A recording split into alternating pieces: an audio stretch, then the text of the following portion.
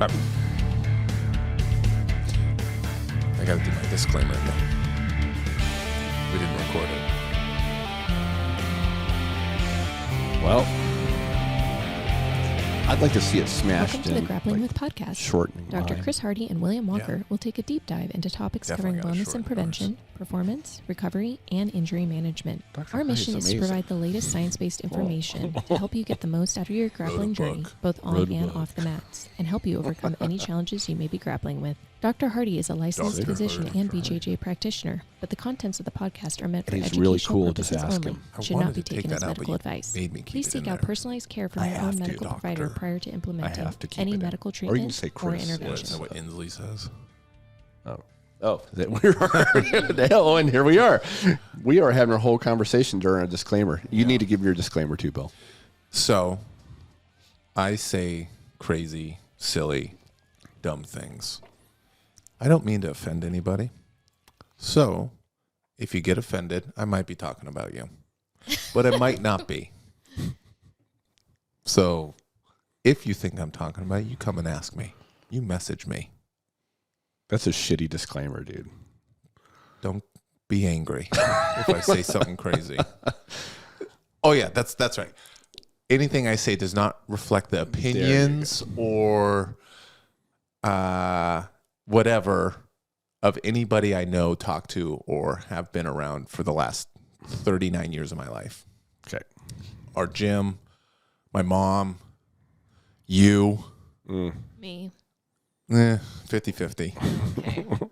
Okay. My opinion only. Yep. That's it. You need to. Sucks. Oh my god, dude.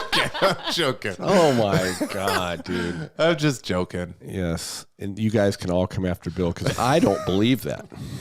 I was just playing. Oh, I know you were. So, so we have pretty cool questions. I was trying to recover, man. I don't know what to That's do. okay. I cracked myself up. Oh, I know Lawrence is laughing right now, at least. That's Yeah. true. He is. yeah. So, Yeah, I had a cool training with Kyle Hiller, doing some. yeah, Oh yeah, you're sour about that. I'm real sour. Yeah, we were- You chapped my beehole. We were real tight. We were all planning to go and do some shooting, where I had my new shotgun and all that. It was a lot of fun, and then Bill shows up, and we'd moved locations, and Which you conveniently didn't say. I didn't know till I got there. So it was, Well, I mean, I know it's hard for you to. and I didn't know. It's hard for you to use your little cricket phone, Yeah, but I know the buttons are big. yeah. But there's a text feature on there that's quite useful. I'll show you how to do it later. Yeah, it'd been interesting if you would have actually like confirmed that you were going ahead of time. Then I would have been expecting you. Then be like, "Hey, bro, where are you?" There's always that. Okay. You didn't confirm with them? No. Because I didn't know how you were vibing, if you were going to be cool with us going up or I not. literally said the night before. Right. Interesting. That means a lot. So anyway, it was really cool. Just in case you were wondering. Let me hear about it. So he put us through we don't just go to a range and shoot.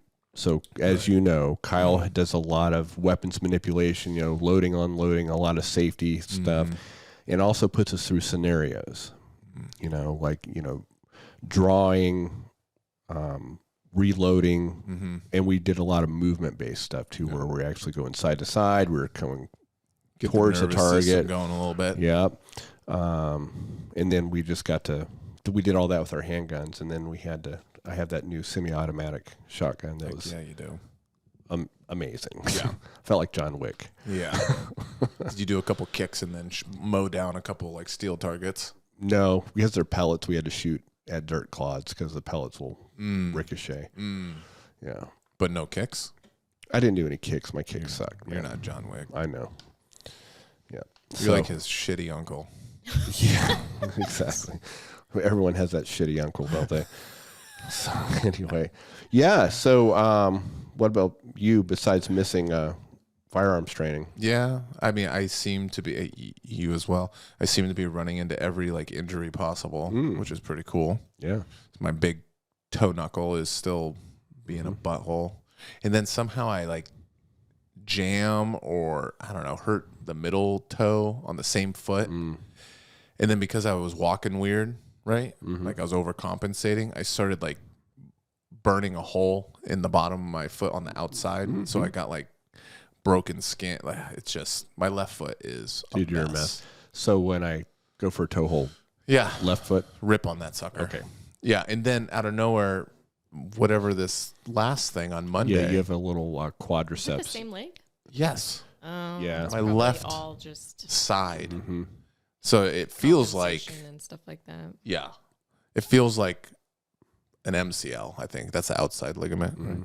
It feels like that, but after you kind of played with it, It's not. It's superior on the. It's more on the lateral quad at the Yeah. insertion of the patella. which is interesting because just like when I had what I perceived as a shoulder injury, it was the bicep connector Correct. at the top of the shoulder. So it's just interesting how there's so often we could be like, oh, my knee or my shoulder or my elbow. And it's like, well, it's actually a different muscle that just connects around there. Correct. So you can start self-diagnosing WebMD, you're going to die in 6 months, cancer.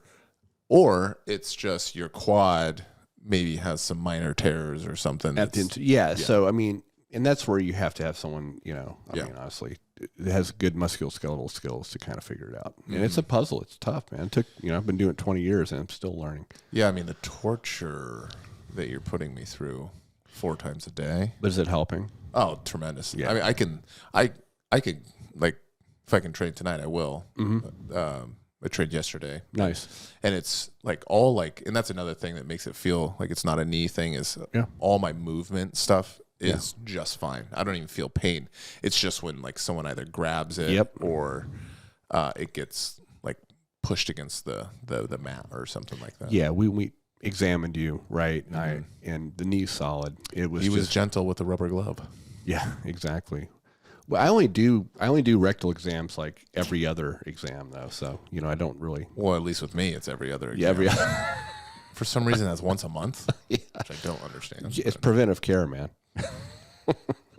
He's got those sausage fingers. They're small, dude. You're so lucky. But they're thick. They are a little thick. So anyway. Wow. Hey, let's get on to questions. What do you guys think? What do you guys You think? want to talk about jiu-jitsu? Oh, yeah. Favorite. Yeah. So you have some stuff for us, Olivia, huh? Yeah, we got some questions. We had some questions come in, especially after our hot topic is Nogi pointless. That was such a clickbaity thing. Because we don't say that at all. We say quite the opposite, actually, in there. Well, but the good thing is it weeds out when people at the gym are. I've had this before. Yeah. Where they'll bring up a topic. Yeah. But obviously they didn't listen to the episode because it'll be like just my clickbait title. Yeah. And they'll be like, what do you mean? I'm like, listen to the episode. Yeah. Your clickbaity title. Yeah.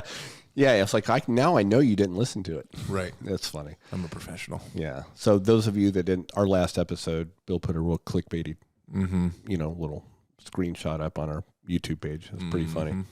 It worked out. Yep. So let's do it. Give us a question here, Liv. Okay. So first one.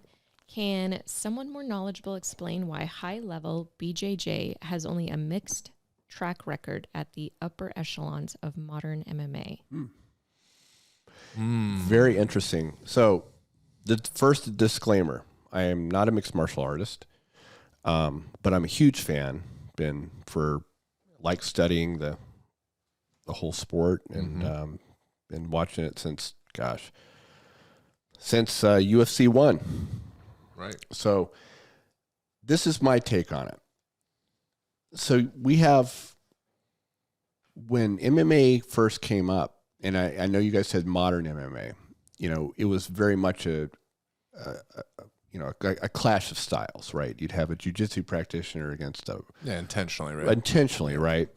But now that it is true mixed martial arts, you still have some specialists like, the person that comes to mind is Damian Maia, top level jiu-jitsu guy, who actually had some pretty good success, for sure, in MMA. Obviously, not necessarily jiu-jitsu, but a grappler, Khabib.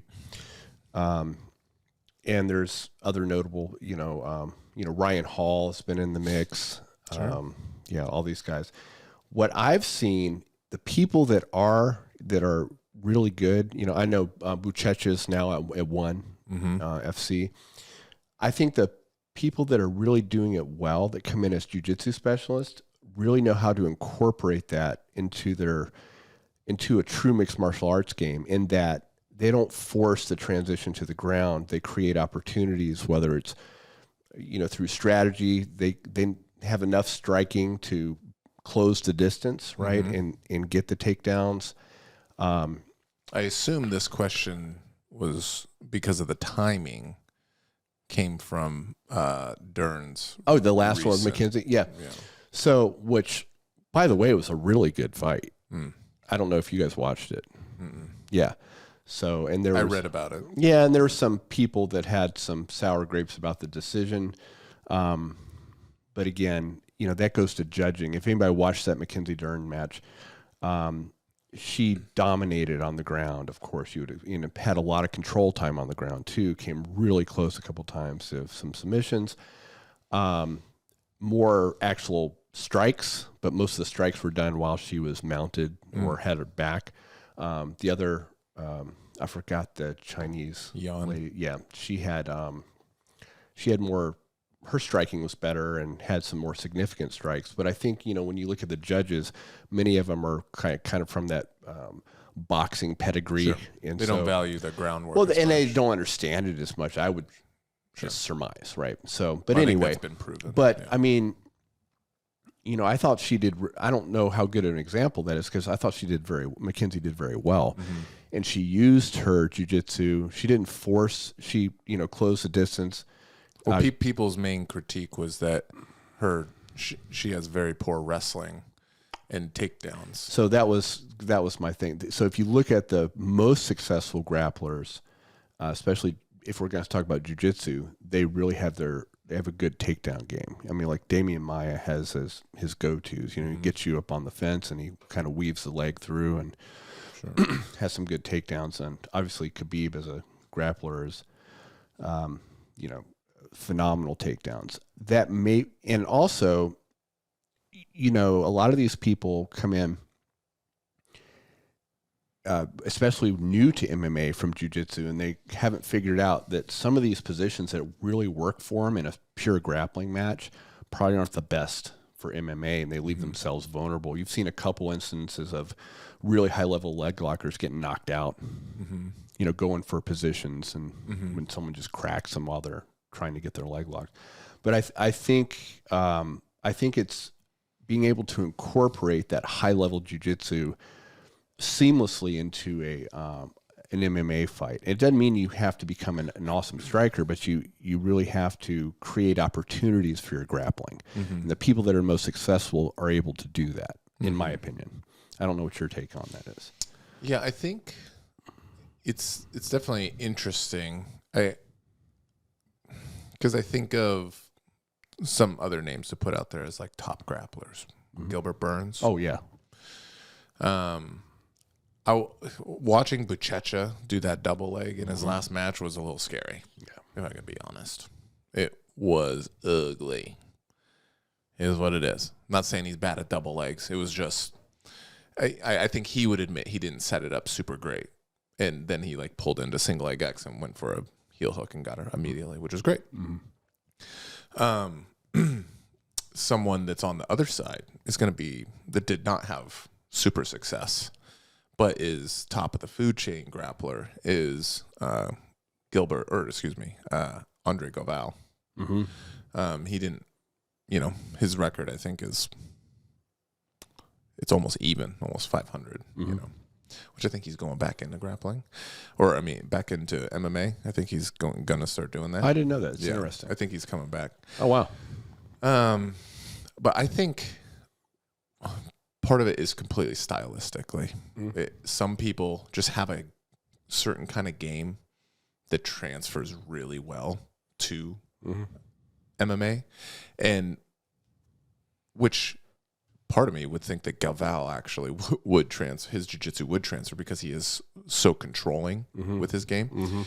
But something that's difficult with MMA guys, when you train with like just pro level MMA dudes, is their willingness to stand up.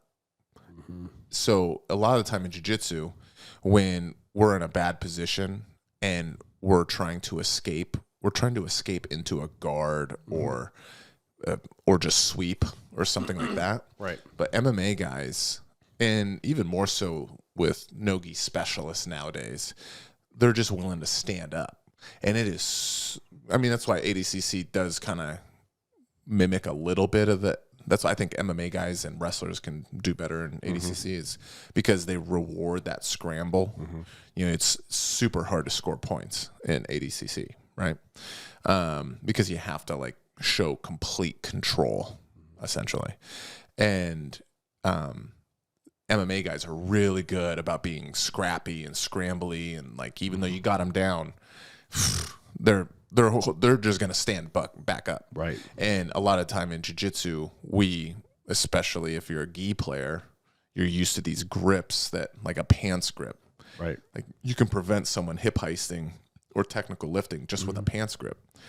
You don't get that in Nogi or MMA, so it could definitely be difficult to keep that strong positional dominance, which Damian Maia obviously has completely perfected. Yeah. BJ Penn was another one that Yeah. was super good at it. And I think Gilbert Burns kind of complements what you were saying. Same with the other names, is they got to a level of competency with their striking Right. that can then work their ground game. Other guys that are not necessarily jiu-jitsu dudes that came over, but have really good jiu-jitsu. I would say like Donald Cerrone, but Brian Ortega. right? Yep. They have good attacking jiu-jitsu. Maybe, in my opinion, one of the best offensive jiu-jitsu players in MMA is Oliveira. Yeah, he's awesome.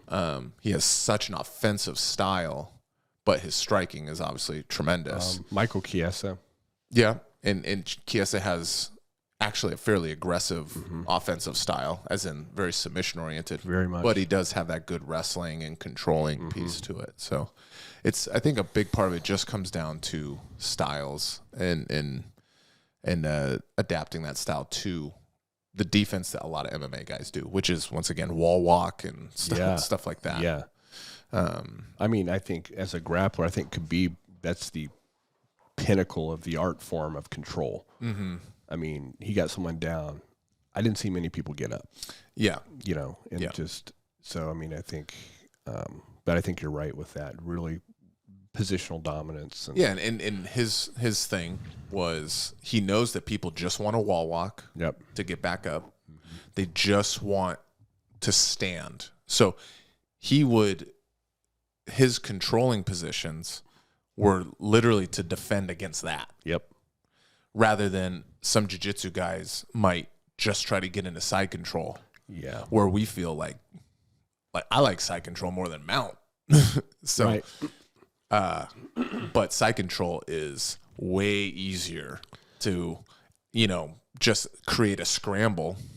Oh, for And sure. whether that's turtling away or whatever it is, and especially Nogi MMA, compared to what Khabib's doing, Khabib, and that's triangling those legs together, completely getting rid of your lower extremities, controlling those hips, and then just pounding away.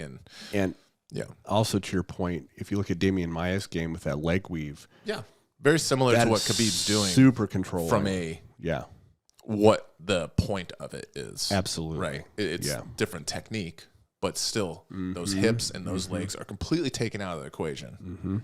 And then he just finds his way to your back rather than Khabib. I mean, he'll find his way to your back and choke you for sure, but he's going to beat you up a little bit more than Damian Maia will. Right. He'll soften you up. Yeah. I think you're right. I mean, being able to have a game that, And I don't use Marcelo as an example because I some people say, well, Marcelo Garcia went into MMA and he didn't do good. And it's like he got cut in one fight.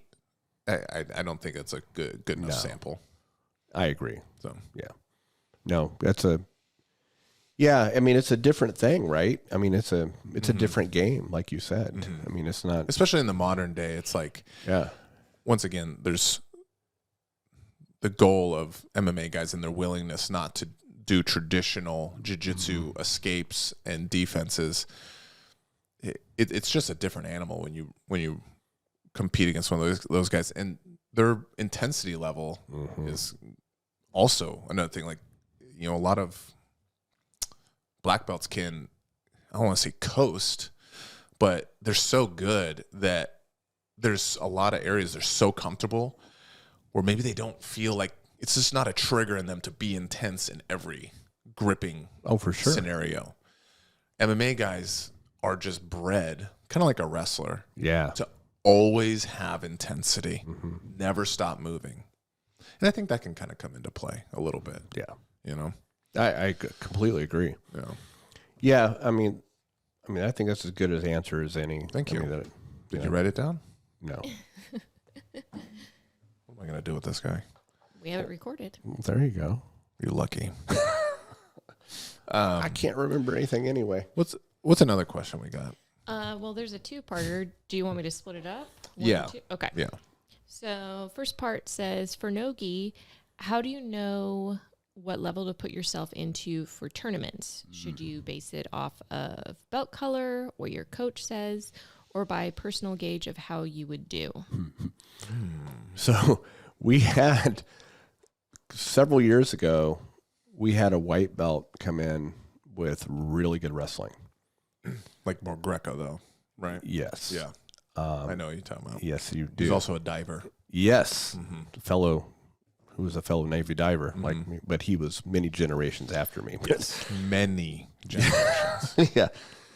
Now, we didn't have those old Mark V helmets, at least. I was at least to the generation where we had the more modern helmets. So anyway, but I remember him entering in as the beginner division. I think do you remember that? Novice. Was it novice? So there's like beginners, but Yeah. there's one below that's like 6 months and under. Was this which is like novice? Naga? Naga? Yeah, I thought it was Naga. And I think you were there too, weren't you? Oh yeah. Yeah, we were there Wait, watching did they him. wear the shorty shorts? Yes. Yes. Okay. See, we're all thinking about the same guy. Yeah. But he was ragdolling people. Yeah. And the ref was like, yeah. Well, this poor soul that just some guy works at Microsoft. Yeah. It's like, I'm going to do jiu-jitsu to work out. Yeah. Probably been doing it for 2 months. Right. His coach was like, yeah, do a Naga. There's not many people. It'll be a good experience. And he just goes in there. The guy wasn't in very good shape. Right. And this savage Total savage. signs up for novice because he's only been doing jiu-jitsu for like 4 months or Right. something like that. Yeah, but oh, by the way, his Yeah. wrestling. It was quite good. Yeah. And he's tough as dog shit Yeah. in the sun. Yeah. And yeah, he ragdolled the guy in like 30 seconds. And Yeah. then I remember the ref walks over to Andrew. Yeah. I was like, what the hell is this? What's going on This here? isn't enough. It was like, We're good. One, you're going up a division, a skill division. Yeah. Two, I think he had to go up in like weight division. He did. Also. He did. This is like, this is retarded. Yeah. And so, and honestly, in his defense, because that's part of the question too, how do you know? When you're new to jiu-jitsu, Yeah.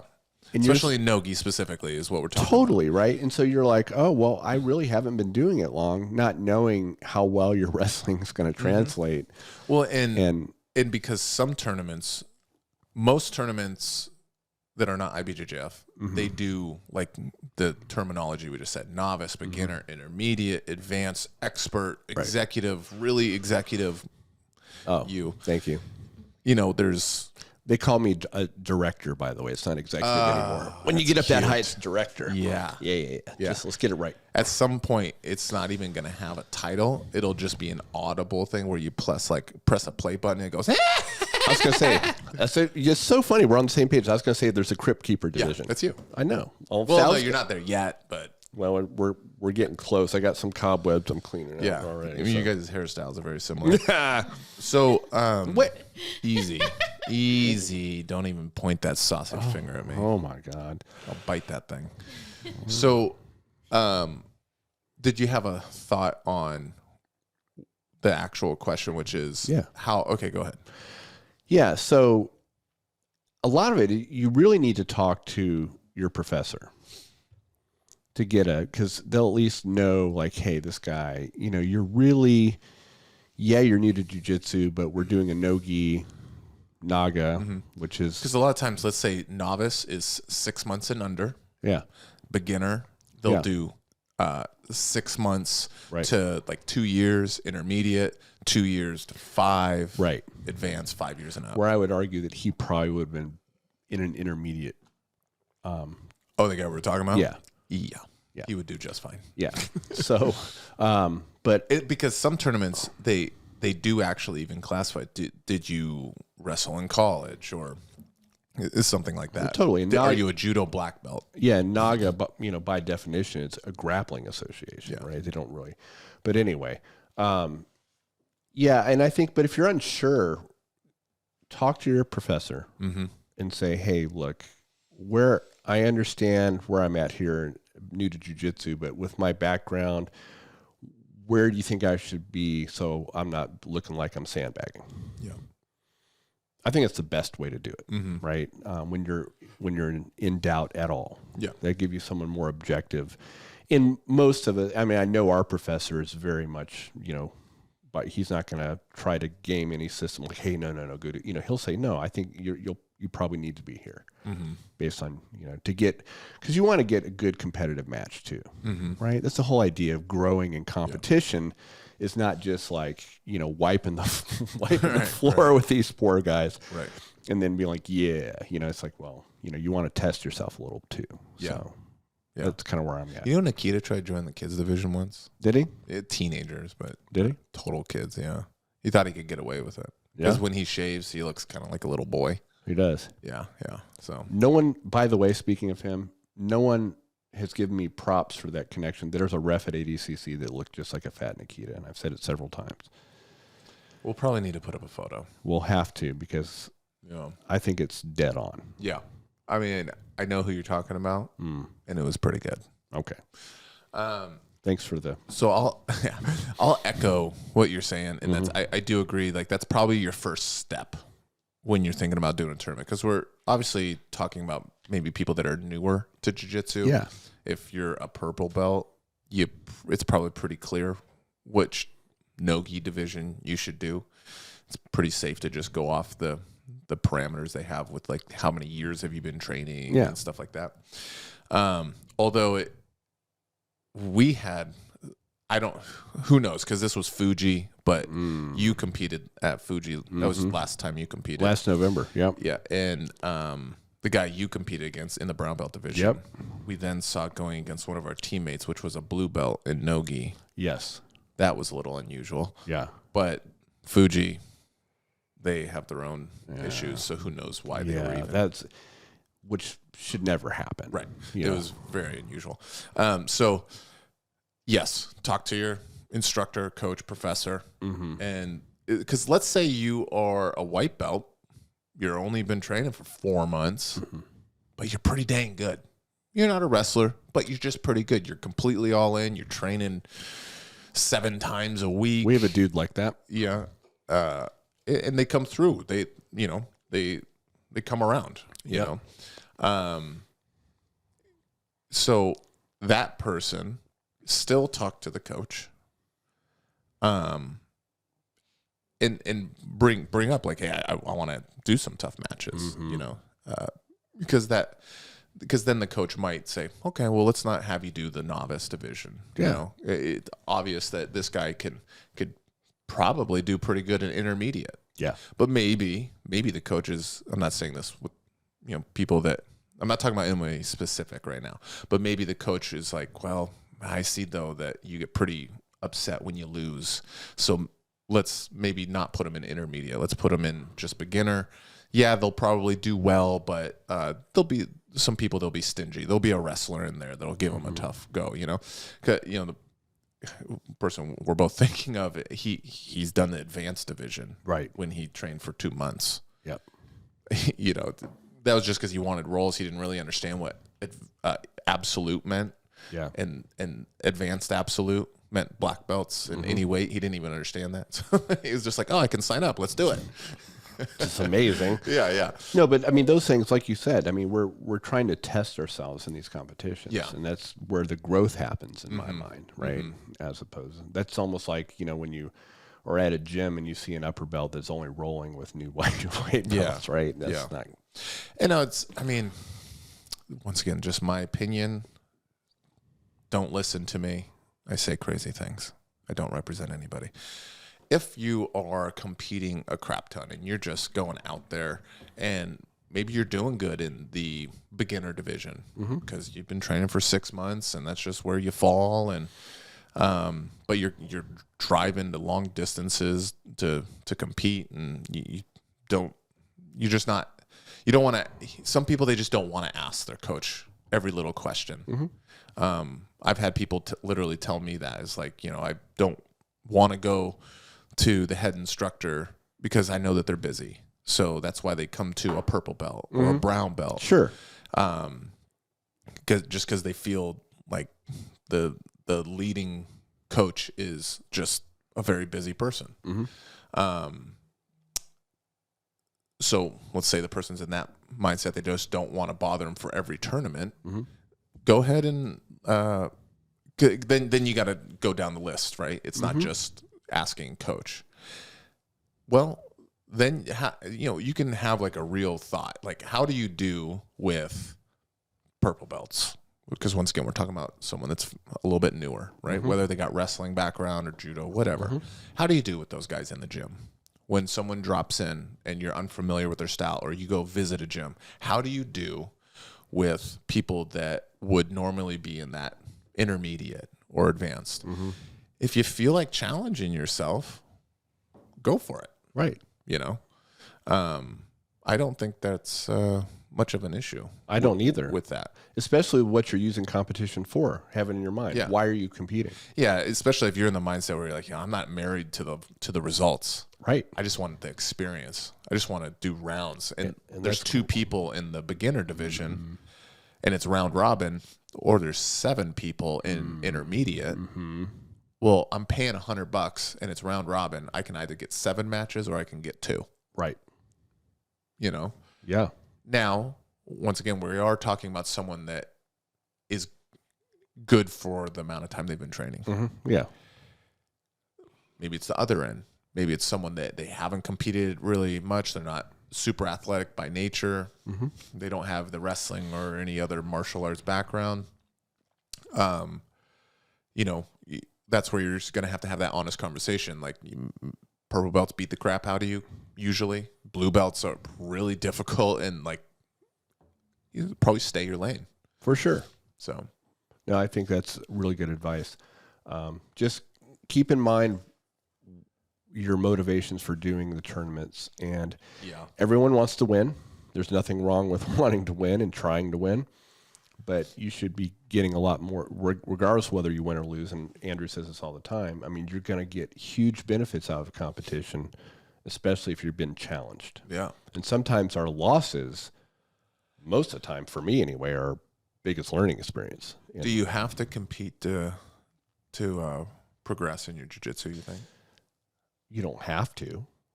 I would say that I would argue that competition accelerates it. Progression, I think there's something about that, and there's a psychological component on it that I can't put my finger on, but I've seen it time after time. I've even noticed it, like when you came back from Worlds, there was a little level up when I rolled with you next time. I've only rolled with you one time since then, but it's things were sharper. There's something about preparing for that competition, doing that, putting yourself out there, and then now you're in a less stressful, and it seems like people are just looser and free and more creative and putting stuff together better. So if you have the opportunity and want to compete, I think it will help your jiu-jitsu progress quicker. I do believe that. But you don't have to compete to progress, because you could sit there and do the studying, really, like we've talked about many times in other episodes, really kind of shrink your jiu-jitsu down, like you always say, and focus and have focused training and it's how you train. You can progress very well.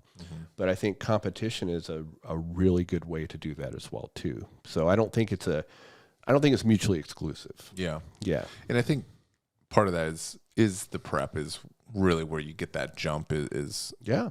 that's the not mental that. side of it, Yeah. more than really the skill set. Yeah. Cause you are, yes, you're doing, You're pulling the trigger though, Mm-hmm. you know? there's a lot more intentional thought and movement and all that with your quote unquote A game or part of shrinking jiu-jitsu down, For right? sure. Is creating that, honing in on a couple moves and like, okay, I'm going to go for these. Now that's if you're preparing in that way. Mm-hmm.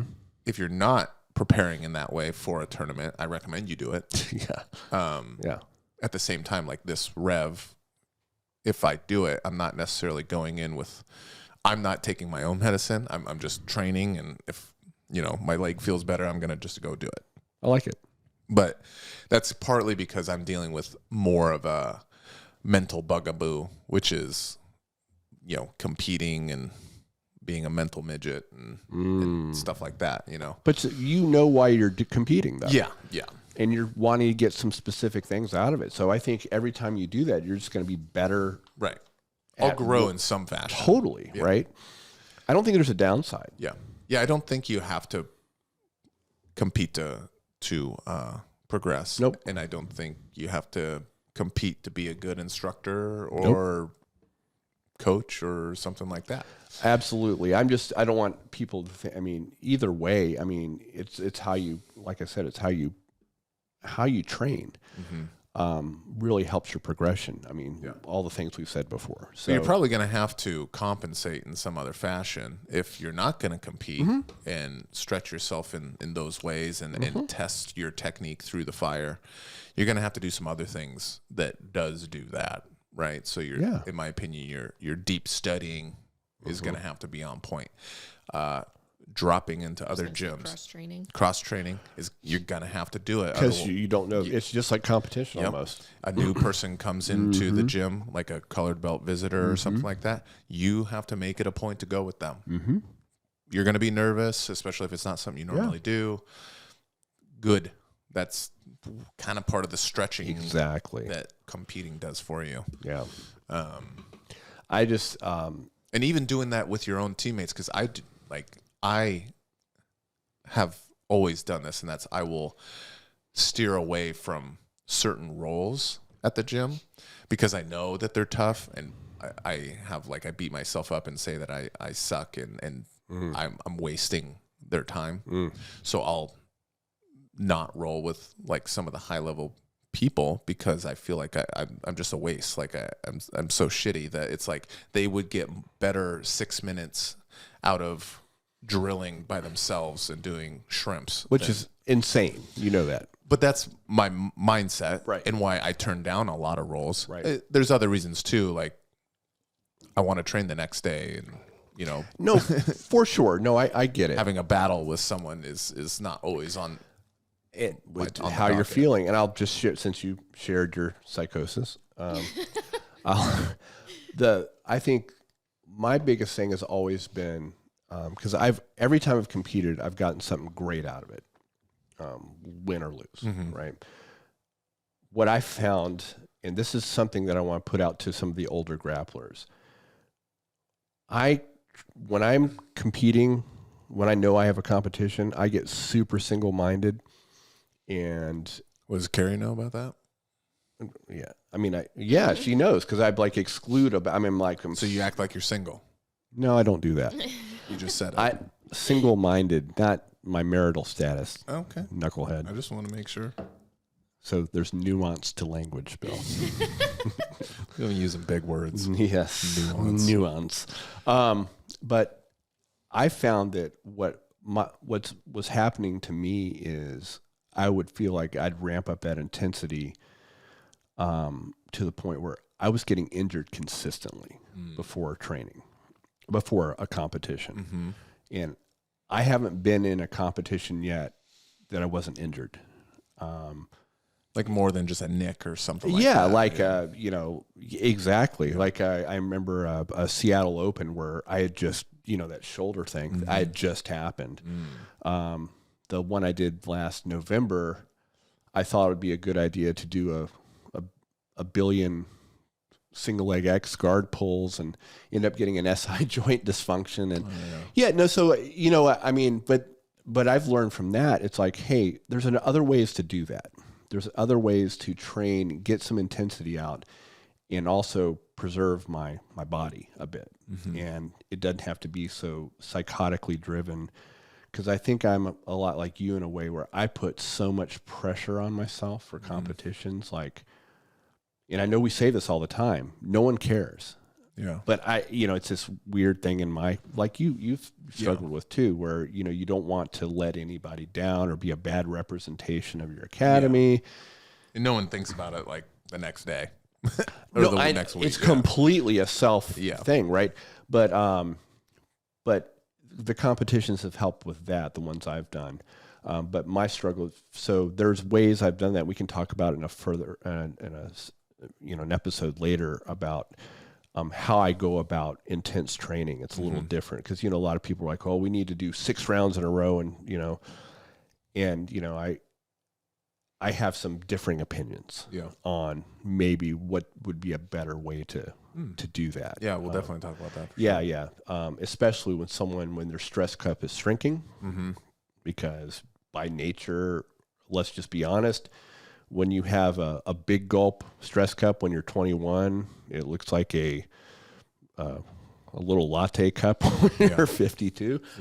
Yeah. But there's ways to still get your performance without affecting your health, but you got to be smarter about it. And I think that'd be we should do another kind of revisit that whole thing. Sure. So anyway, that's kind of on that question. So that was, gosh, we wrapped around. Did we answer the question? Yeah, I think so. But was there more second to that part? question? Yeah. So okay. Second part is when people talk about their A game, is that something that comes with time and having facets to the game, or is this person falling behind by only having one style? I think the answer is yes. To which part? Both. They're falling behind? No. I'll qualify this. So developing your A game, so and there's many reasons why people gravitate towards different things. It could be their body type, something they just really like and kind of gel with. Like I've always, I'll just use myself as an example, of course. It's easy for me to do that. Like half guard, knee shield, as far as a guard position, transitioning to like a butterfly and X, that whole type of thing, I've gravitated towards. Or top half, something that has always felt more natural to me, that I've really tried to hone different aspects of that game. So what I've done to develop, like when I'm playing, like when I'm rolling with like one of our really tough, I'm definitely trying to play my A game to try to sharpen it. That's the time to do that. When you go with people that are better than me. Right. Yeah. Or give you really hard rolls or something. That's when you're going to like try to. Yeah. And that's why I'm going to hone, like they're giving me problems with my A game. And so then I've used those as problem solving tools. Like, well, how am I going to deal with this knee shield? Is there a way to get rid of that in advance? Or I have this thing, where you really start fine tuning the details of a position. But that thing comes with, like, hey, I like this position. I really want to work and develop it. And that is a really good approach because it gives you something to focus on, especially when you're developing. Whatever that would be. Now, the caveat to that is you could also go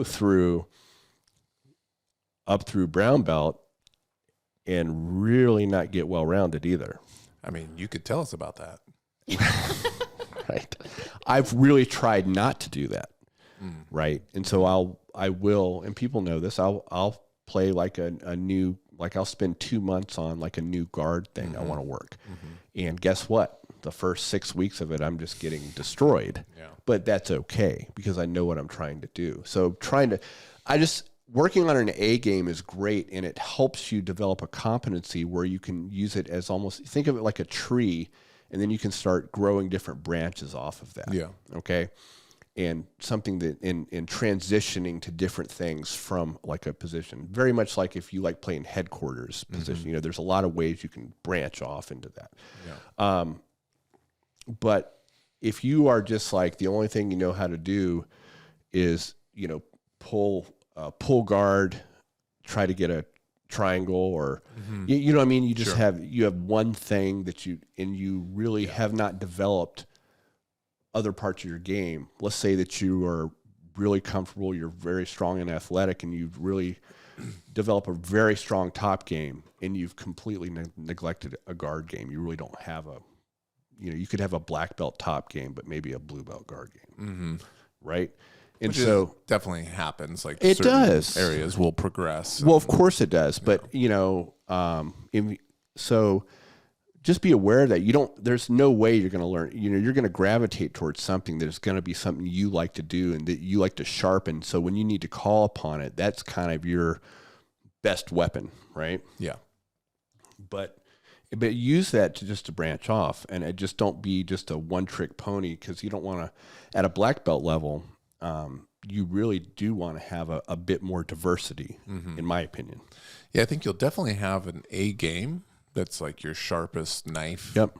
you know, that you have. But you do have, especially, I think you probably start really realizing at least your first A game in your blue belt. I agree. Like, you got some fundamental things down, but you really like the Kimura, Right.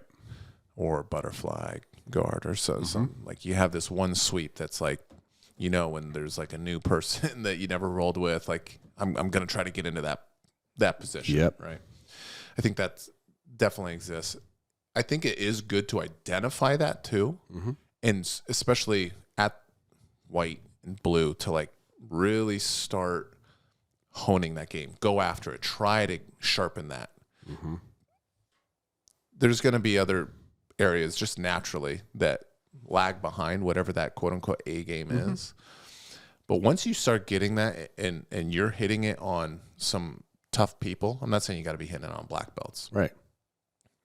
but you're being pretty successful. Like, maybe with the brown and black belts, you're actually like getting into the position. Maybe not finishing it, but you're even getting into it. You're getting pretty good at that.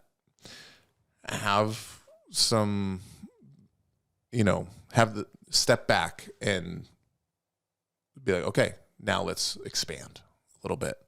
Don't go for that every single time. Right. Start exploring maybe stuff that connects to it. Like, what happens when they defend this? That's my point. Now you can, then you start actually getting a robust A game. Yep. To where, okay, my A game is this Kimura.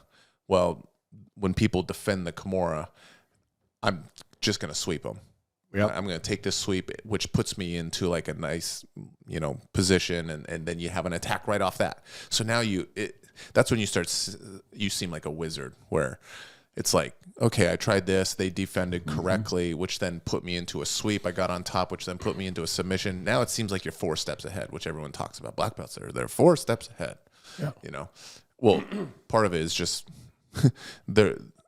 they understand the pathways and the options that they're giving you, and they understand, well, if you do defend this way, then they know what the response is. Yep.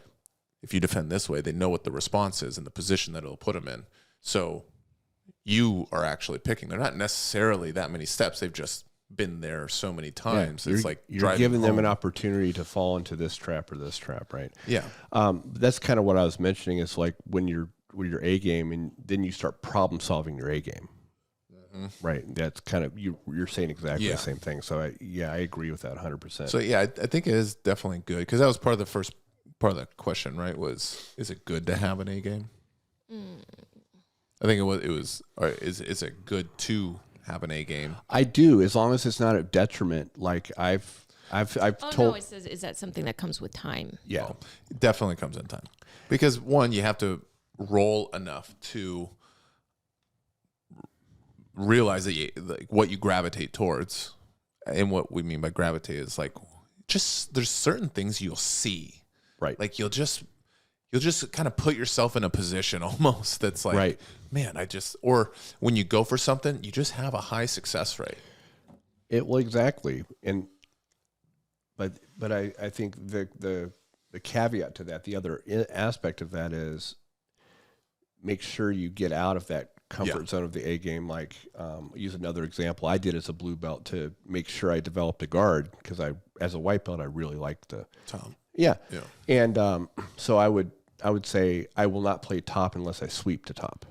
Mm-hmm. So I would always start in guard, and then I would only play top game unless I swept. Yeah. Right. And so that, these little things, you make little rules for yourself. I had the same, but the opposite, where I was like, I'm not going to sit to my butt. I'm going to yeah. So it's interesting though. Yeah. Yeah. So don't get sucked into that, but because it is very easy to like just work, like don't expand, just get really good. And then you find yourself out of nowhere, you're a brown belt. And like you use an example, you have like a go-to move and that's all you do. And that's all you know. And someone tries to ask, hey, how do you get into K-guard? Yeah. And you're a brown belt and you can't even explain like what K-guard is. Right.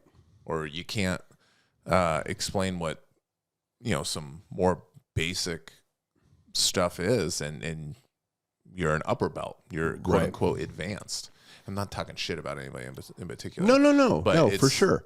In my opinion, if you're at an advanced level, there's certain things you should be able to explain to a white belt or a blue belt or another purple belt or whatever. At least have a rudimentary understanding. Yeah, of the you don't have position. to know like every single position. I'm not saying I do, but Right. yeah. No, I think that's good advice. And I don't think you're a piece of shit if you don't know that. If someone's like trying to think, like wondering, like, is Bill talking about me? I'm not talking about anybody specific or anything in my mind. Except for me, you'll tell me exactly when you're talking about. Yeah, I mean, you're an obvious one. I mean, did you have to say down, it? Yeah, if we want to get down to the nitty gritty, you're borderline retarded. Yeah. I really can't argue that. Yeah, I think that answered all those, right? Yeah. In there. Yeah, it definitely comes in time. Yeah. Yeah, and I think whoever that is. Oh, well, they're asking, so are they falling behind then because they're only sticking to one style? No, because with competitors get really good at a few things. Mm-hmm. They stick to their game plan, and they're very diligent. A lot of competitors, I mean, Humaloba Hall, so don't yell at me, people. Humaloba Hall said a lot of competitive black belts in his mind aren't even actual like black belts. That's what he said? Yeah. Because the robustness of their knowledge and even application is not what he deems as a black belt. I see. There needs to be some depth in his mind as a true black belt. Now, they have a couple samurai swords in their belt that is so good, their Berimbolo to back take, and then they have a couple finishes that is absolutely tremendous, or they have an X pass to neon belly to whatever to cross cut, right? That is super good, and they could take that into any competition and become some of the best out there, right? I think Gordon Ryan and some of those guys kind of showed this to be true, because as soon as some of these world champion and elite level black belts got put into bad positions, they were not even trying to escape. Right. Like when you would see some of these guys when someone has their back, they're not really grip fighting. They would just do 2-on-1, and they wouldn't even be using their feet to do anything. Right? And it's not that the person had body triangle, although you see it then too, but they just would have hooks, and they're not even being active, but they're just kind of sitting there and barely holding on. And then, right, that was kind of when the EBI overtime stuff started coming into play, and you would see a lot of like the high level guys like, wow, when someone obviously lesser skilled starts on their back, they can't escape. It's very, very interesting. So I think it kind of echoes a little bit of what Hummel was saying. Yeah. I'm sure I'll get a bunch of heat for this. No, I mean, you're just quoting someone I'm else. balding, and I'm angry about it. Any other questions? I think that's it. I know we got a bunch. Well, let's do one more. One more. You just want me to pick one? No, we talked about it. Oh, okay. It's the bottom Sorry. one. Sorry. I was trying to be sneaky. That was not sneaky at all. Well, you ruined it. Okay. Now the baby's upset. Okay. Okay, so how to go about talking to your training partner about hygiene? Oh. Mm. Yeah, we need Lawrence. Stinky We need feet. Lawrence in here. Yeah. Did we talk about this Stinky with Lawrence? Stinky. We actually armpits? did talk about it with Lawrence, and he was like, well, I'll just tell him. Stinky Yeah, feet. I'll just tell the MFer. So what was it? Well, this person specifically was mentioning feet and armpits. I haven't really come across stinky feet before. Gross feet, but not really stinky. And then armpits. That's interesting. Yeah, maybe it's just smelly gee. That just smell like ghee, maybe. Probably smell like you. But I mean, you can come across a couple I don't know how to say it, but just some of the stereotypical ones is stinky ghee, Yep. stinky breath, Mm-hmm. stinky butt. Stinky butt. What are you doing to people's butts? What do you mean? Do I have to explain? I mean, how do you know their butt's stinky? Are you serious? Yeah. Their butts in his face. That's what I'm saying. So you're... I got a butt. I'm wearing a butt as a mustache. Uh, You ever seen this guy at our gym named Jake? why are you going to... He's a purple belt. Oh, I know him very well. That guy has had so much man ass in his face. He grew that mustache. I'm listening. I'm Doesn't done. Craig Jones do stuff where his face is in people's butts? He'll put his butt in people's faces. Yeah. He'll put his butt in people's face. You're not tracking? No, I just... You ever rolled with him? Yeah, I have. Have you ever looked down and saw his mustache just kind He of has tickling an your behind? amazing mustache. He does. I think you're a little jealous is what I think. I mean, I could be a little jealous, Yeah. but that doesn't take away the fact that he puts his big snout in people's butts. Is it because he does the Double underpass? yeah, and he puts people's feet behind their Nah, I just think he Head? likes it. Okay. Anyways, Well, Jake... I digest. So So I hope Jake messes you. It just goes after you. I think he's at my house right now, actually. He's going to play with my dog. Yeah, he'll listen to this. No, you know what? How do you talk to these people? So these monsters. I think doing more public service announcements at the beginning or into class. Talk to your professor. Kind of. Some people don't know. I know, but let's be diplomatic, right? And we can, every so often, and I know Andrew does this. He'll say, "Hey, we need to review some hygiene." Kind of go over all the stuff, like, "Hey, brush your teeth, clip your fingernails, wash your gi every time." Mm-hmm. Yeah, and for you, wash your belt. Don't just mop your head with it. I've been accused so many times of overwashing my belt to try to make it look worn. I've been accused of this. You and I have had that belt the same time, and they both look ratty because they've been like that I overwash for it. 2 years. I overwash it. Okay. I just wash it after every training session. Yeah, exactly. I'm So- a monster. Did Sabrina accuse you of that? I don't want to say. I don't want to say. So, I think there's diplomatic ways to do that, Mm-hmm. right? Like, Having more so instead of you're saying that at- person. at first, instead of singling them out and making them feel, like, "Hey, dude, you stink." Mm-hmm. Maybe Go or to your professor. go to and say, "Hey, there's some people that I don't think are washing their gi, and breath is kind of rough, and maybe their fingernails are Sure. clean, and then it can just be to the whole class and say, hey, we need to address this every so often because we have new people in. You can do it diplomatically, and then Sure. if that doesn't, It continues. Let's if say. it continues, then you could kind of pull them aside. How would you do that? How would I? Yeah, give me a. Let's pretend I'm stinky. I don't think we need to pretend. Yeah, I was gonna say that's easy Excuse for you. me.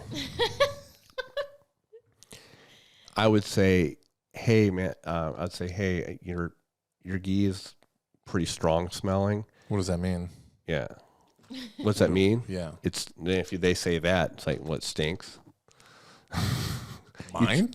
Yeah. Are you sure it's not yours? I don't think so. I don't think my gi stinks. I thought we were doing a hypothetical, dude. We are. This is an. Oh. Well, this you I see. Okay, sorry. Now I'm You following. just had some So dementia right there. You're acting now. That was pure Alzheimer's. Okay. Yeah, that was a dementia episode. Wow. So you're trying to play a role now. Yes. Okay, you're not just arguing with me to be an ass. No, I'm an actor. Okay. Then I would probably say, well, I could be wrong, but go ask, let's find one of our other buddies. Say, hey, would you, Give them a whiff. smell my gi and see what they think. Like, then you're deflecting and putting it on them. That's good. Hey, Lawrence, can you come over? Does this gi smell? Oh, that fucking shit stinks. Yeah, he might take it off the guy and burn it. So, but then you could, always couch it like, hey, it's also, we really need to wash them not only for, way they smell, but that smell is from bacteria and, it's there's infectious disease issues here with MRSA and ringworm and all kinds of stuff. And we really got to keep that stuff clean. Well, how do you tell someone if they have stinky feet? Ooh. Stinky feet? Yeah. I always go with humor first. I'm like, man, I was like, I went for that toe hold, but those feet about put me out, man. Yeah. It depends on your rapport with the person. Sure. That's big. I mean, there's diplomatic ways to do things, and then you can be an asshole too. Yeah. And I don't recommend anybody do that because it puts people on the defensive. Yeah, yeah. Because sometimes, man, I mean, some people don't know. They don't. And I've actually had on myself where I was like, for whatever reason, some geese have just, no matter what you do, that their time is done. Yep. And they smell fine. Then you go out there and training with them, and I'm like, why does that smell? I'm like, oh shit, yeah, that's my geese. Right. Then I'm like, fuck. Yeah. I usually tell someone, I'm really sorry, my geese. That's a horrible, embarrassing story. It is kind of embarrassing when you go home and you find that out, and you're like, damn, it was me. Well, I usually smell myself in the class. Yeah. Right. And then when I roll someone, I'm like, I'm really. Sometimes it doesn't like start stinking until you start sweating. That's what I'm saying. It's one of those. Sneak attack. Mm-hmm. So there may not be, but but if usually it's something that's like a repeat offender, right? Yeah, if it's a one time, I'm probably not going to say something. No. But if it's a shame on, fool me once, shame on you. Fool me twice. Fool you twice. Strike 3. And that I'm going to tell him on strike 2. I'm telling him. You're like the Biff of cliches. The Biff? Yeah, from Back to the Future. Oh my gosh. Yeah. I know who Biff is. Like make like a tree and get out of here. Split. That's another good one. Exactly. Completely good. Delayed hit on that one. Okay. Like, wait, that wasn't what I was going to say, but yeah, that's good too. So some people don't know about like even washing the gi after every class. Right. Some people, they think you can just throw it in the sun, lay it out. It's all good. Maybe just put it in some like alcohol or something like that. Like don't actually wash it. Just let it soak and Let then it dry in their gi bag in the back of their car. let it dry in the gi bag. Little Petri. I'm saying because I've accidentally, I've forgotten my bag in the car before, and then I'm like, whoa. It's impossible to be perfect for years and years. Yeah. I mean, it's very difficult at least, especially if maybe you're a midday trainer or something like that. Or people that sweat like I do. Sure. So, but let's say you've noticed it for the second time. I think, yes, that's not a bad idea to say something to the instructor. But I think you can say something like to the person. Yeah. If you are more of a comedic kind of person, like you can be tactful with it. Right. You can say, my man, that gi be stinking. and I'm going to take it home for you, and I'm going to wash it. You know, that obviously you're not going to take it home, but you're just bringing it up. You're keeping the mood light. You know what I'm saying? That's where tact comes in. Right? Yeah. You know, and that's the same with like feet, you know, or something like that. You can bring it up in a playful way, I think is best. No matter what, someone is going to, like, it's almost impossible not to get a little like self-conscious if someone tells you, man, you're kind of thinking, brother. Well, I don't want to be the stinky kid. Right. And when you find out you are. Yeah, it's embarrassing. You didn't even realize you had your headphones on. You're in the middle of class. And you didn't even realize that you're passing gas, and you thought it was silent, but it's not. And the whole class can hear you. This sounds autobiographical. 3rd grade was tough for me. Third grade. 4th. Probably. Failed 6th. Yeah. Held me back 3 times. Yeah. I was 21, and I was a senior in high school. He's such a liar. You know who you know in Stranger Things? You know the dude, the guitar player? Yeah, the that he'd fat been guy? there. No, the skinny guy. Eddie. Oh, Eddie, yeah. Yeah, that I he'd am been him. there for several years. Yeah. Yeah. Crushed it on the football field, though. Yeah. Just saying. Did you? Shut up. Is that the way why you are the way you are? No, that was before high school. That was elementary school. That was probably the head injury, Olivia. Mm-hmm. Some kid actually dropped a huge rock on my head when I was young. Shocking. Bill's like, that was a real story. That was real. My mom will tell you. I'm saying I don't doubt it. You are a piece of crap. So yeah, just be playful when you tell them. I agree. I think that's a big thing. Tell your instructor, be like, hey, can you do a service announcement about people's feet being stinky? Yeah. Because, you know, it happens. Try to, if you can, just as a public service announcement of our own, if you can, like, run home and just bird bath it, a little horse bath, like maybe it's quick, you got it, like you just soap up your booty, your armpits, put a fresh stick of deodorant on there, change your undies. I'm going to make a plug. It's going to help. Sure. So many times after Saturday class, we'll go out to eat. Mm-hmm. We'll go to get some lunch. Mm-hmm. And I have these little defense wipes where that's exactly what I do. Take some of the wipes, armpits, you know, all the Unmentionables. spots. Yeah. And that's, you know, better than being super stinky. Yeah, it definitely helps. And if you're working throughout the day, even if you're sitting at a computer, it's if you can just do a little freshen up, it'll go a long way. Chew some gum if you can't brush your teeth or something like that. That most gyms actually have gum. Yeah. I know we do. We definitely do, because I tell Amy you, is a gum hoarder. well, and good for her, because I've had just recently brushing teeth, all that with that post-nasal drip from allergies and stuff lately. Yeah. You're kind of like, you know, you get that trench And mouth. if you drink some sort of pre-workout or something like that, like that stuff never sits well in your mouth. Like coffee. I was going to say milk. Ugh. Milk. Who's Worse. drinking milk before jiu-jitsu? Psychos. I'm just What are saying, you- in general, milk is gross. Oh my gosh, Any Olivia. sort of Oatmeal. dairy. Yeah. Olivia's like, she's going to be like one of those hippies. No, it's ghost milk. It's ghost milk, man. Yeah. Kefir. It's kefir. Yeah. She puts goat kefir in her Thank you. milk. Thank you. I don't know. So Anyway. that's just a good thing to do. Yeah. So we got a bunch more questions, but we're going to save them for the next app. I'm going to give some future kind of announcements, what we're thinking about here in the next couple weeks. I have my daughter coming in town from her academy down in Colorado. She trains at Six Blades under Matt Jubera, which is an amazing, great academy. And she's trained at our academy. She says it's a very similar feel down there, just like super kind of. Oh, cool. Yeah, so we'll be able to pick her brain some, and she can ask, because has her own issues that she would, I'm sure, like to talk about. So that's going to be fun. Plus, I get to see my daughter, which is great. I will be very respectful on that episode. She'll be very disappointed. Okay. She's like our biggest fan, and Gloves are off. yeah, you definitely should because she'll be really disappointed. I'll insult her right out the gate. You should. And she's pretty sharp too. Yeah, that's true. She's stepdaughter of Carrie. Yeah. So just be warned. Calloused and She's ready had for battle. training.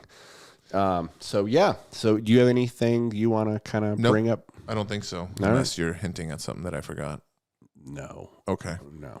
Good. That's it. Send more questions if you want. Well, if you Keep can- subscribing. We are gaining subscribers. Close to 300. I know. Feels That so sounds good. like nothing. It but sounds it's- like nothing. But it's To for us, it's special. for doing this for 10 months. Yeah. Yeah. It's real to me. I'm pretty happy about it. So. Yeah. So send any questions that you got. Instagram, Facebook, email, grapplingwithpodcast@gmail.com, or just YouTube comments. People be blowing up the comments. We got trolls on there. Nice. We got nice people on there. We got Russian bots. We got it all. Your Cheeto fingers. Got a couple Brazilians. Nice. Good mix. Holla at you. I